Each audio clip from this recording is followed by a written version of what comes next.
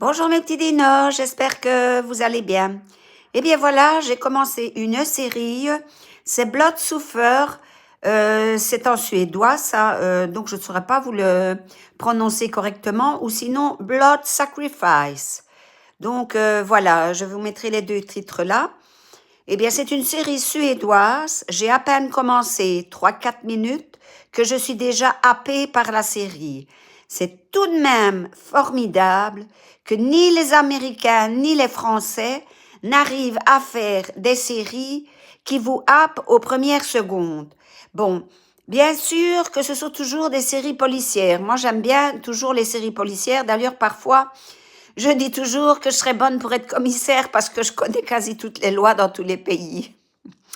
Enfin, soit, et ça m'aurait pas déplu d'être commissaire, mais enfin, il faut faire des hautes études. Voilà, c'est trop tard pour moi. Donc, ben voilà, c'est une série qui vous happe dès les premières minutes. Donc, voilà, je trouve que les Suédois, les Nordiques, les Allemands, etc., et même les Espagnols savent faire des séries qui vous happent dès les premières minutes. Donc, je pense qu'on va aller tout doucement vers un Hollywood qui va se tourner plutôt du côté de la Suède et des pays nordiques et que le Hollywood traditionnel va s'éteindre petit à petit parce que je regarde aussi Reacher. J'aime bien la bouille de l'acteur, il a une bonne bouille, je veux pas dire que c'est une beauté transcendante, mais c'est un bel homme parce qu'il est il est quand même stock, il a de la masse, et en plus, comment il a une bouille sympathique. Mais vous voyez, les Américains, c'est toujours le grand solitaire, tel le Rambo, qui arrive à faire justice partout. Et ça me fait toujours penser au film Le Justicier avec Charles Bronson. Je vous invite aussi à aller regarder ces films. Pourquoi?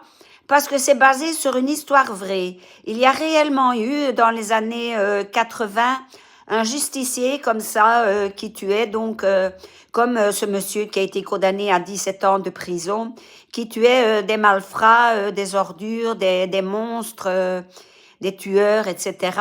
Et il les tuait sans pitié, sans accord de qui que ce soit, et il n'a jamais été pris. Donc, le justicier avec Charles Bronson, c'est basé sur une histoire vraie. Donc, tous ces films à partir de justiciers isolés sont certainement tirés de cette histoire vraie de justiciers dans les villes de, je ne sais quoi, New York ou enfin, je ne sais quelle ville. Voilà.